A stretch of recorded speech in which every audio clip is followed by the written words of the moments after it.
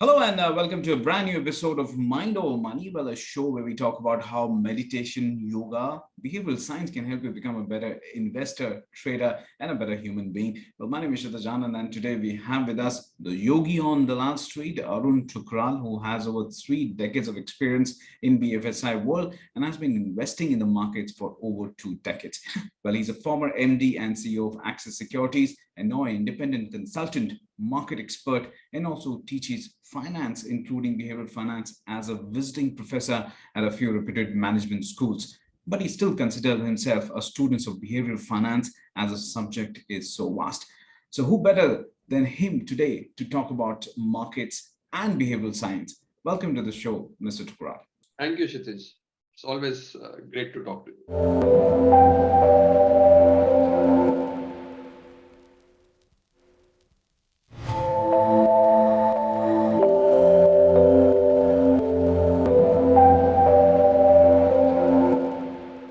Let me just quickly come down to the first question that I wanted to put it across to you is that, and I'm sure a lot of our viewers would also be interested in this one, because the recent data which has come out, or you could say for the past 3 or 4 months, the strong force of retail investors, at least from a trading perspective, seems to be slowing down.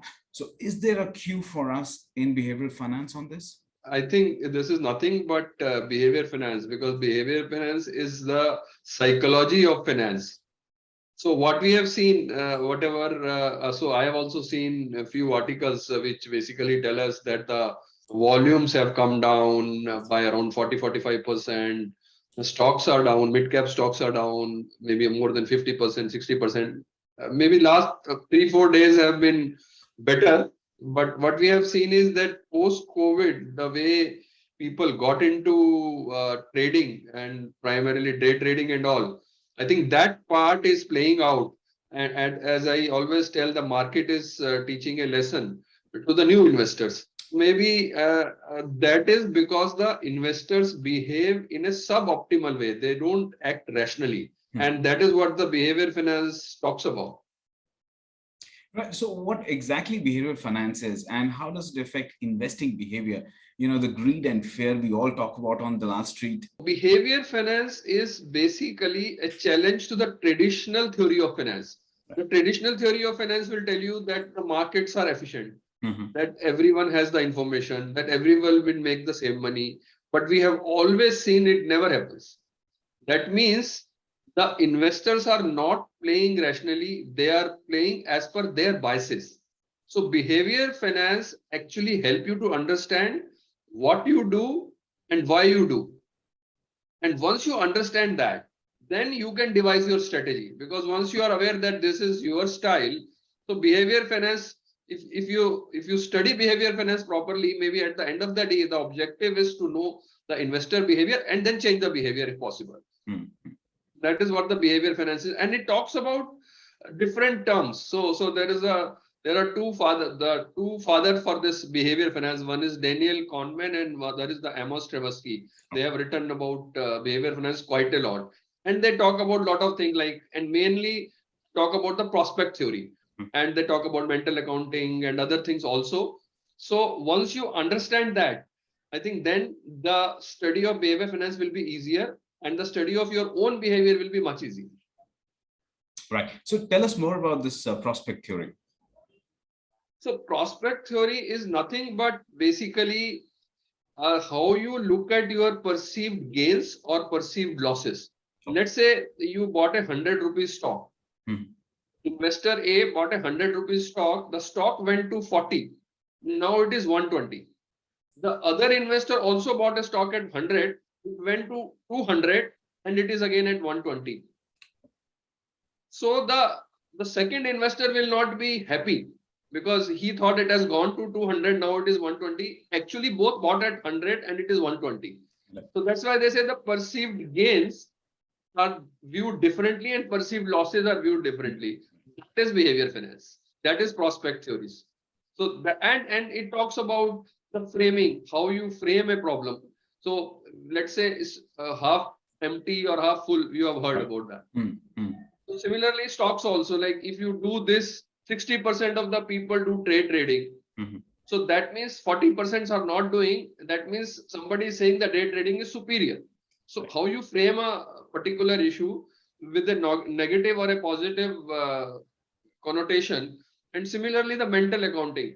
Maybe people get money from bonus or a lottery. They think that this money can be leveraged, this money can be splurged, this money can be invested in reckless stocks.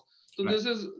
that is why they act irrationally. And that is what prospect theory tells you, that you should know how the investors will do, and the real investor will make money because they will do the opposite. Because somebody is buying, the other one is selling. Na? If the markets are falling, Right. most of the investor who think that perceived gains are better, they are losing. So when the markets decline, the volumes decline, because most of us are bullish by nature. That is the behavior. The seller at that time makes a lot of money. So that is the study of behavior actually. No, no, absolutely beautifully explained, Mr. Tukral there. But the next question is, I'm sure a lot of retail investors, or at least the new ones which have come to the last street, would want to know the answer, because I'm sure they must be going through this situation. So why do people or investors keep laggards in their portfolio and sell the so-called multi-bagger stocks, or at least which have created wealth for them? So what does the rule book say about this kind of scenario?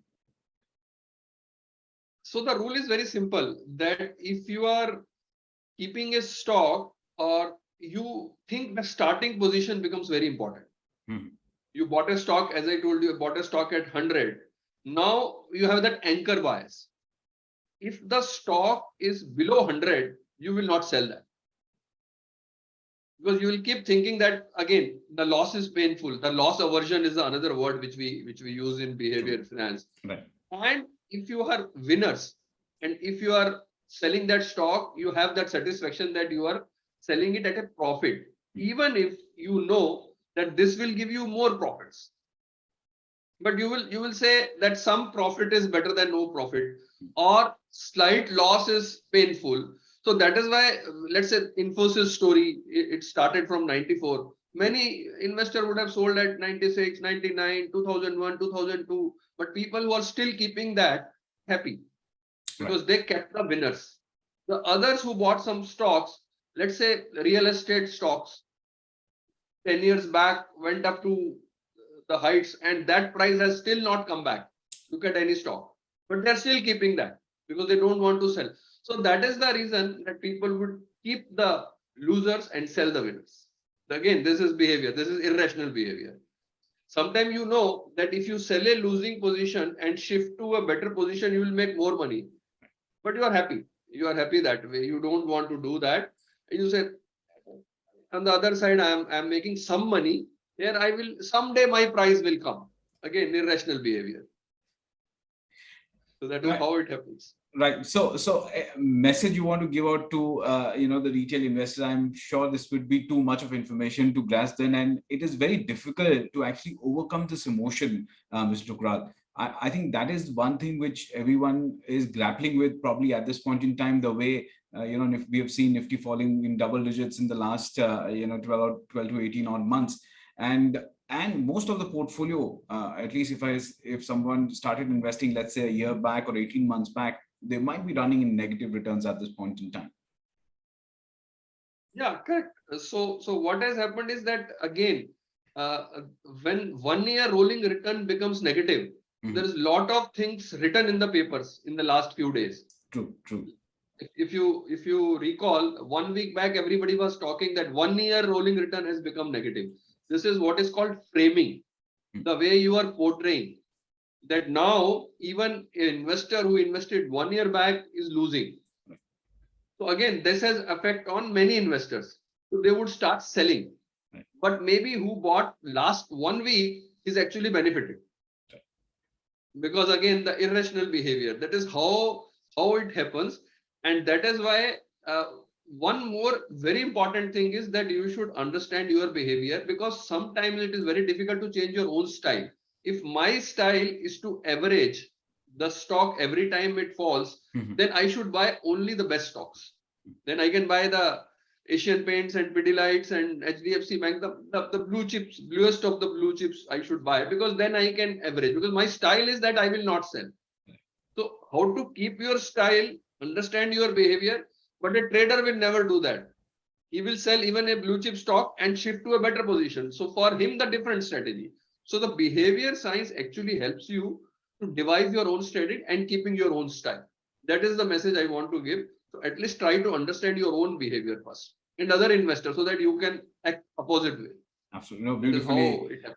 Beautifully explained there, Mr. Thukral. And finally, any books which investors could probably read to understand behavioral science in a better way? So there are many books by foreign authors, and as I told you that Daniel Kahneman and Amos Tversky wrote about this. But in the Indian context, about the Indian stock, about the Indian story, there is one book which is Value Investing and Behavior Finance by Parag Parikh. Okay. And that's a beautiful book. Mm-hmm. Anybody who wants to learn more about behavior finance in Indian market should read that book, because value investing is nothing but, again, behavior finance teaches you to, because what they say is that buy cheaper than sell dear.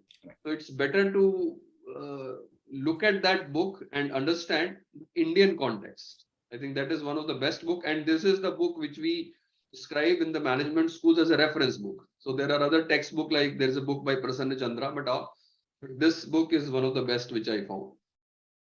Great. Well, on that note, thank you so much for your time, Arun. Well, that's all for now, folks. But do stay logged on to etmarkets.com for more on news, business, and economy. Again, thank you so much for your time, sir.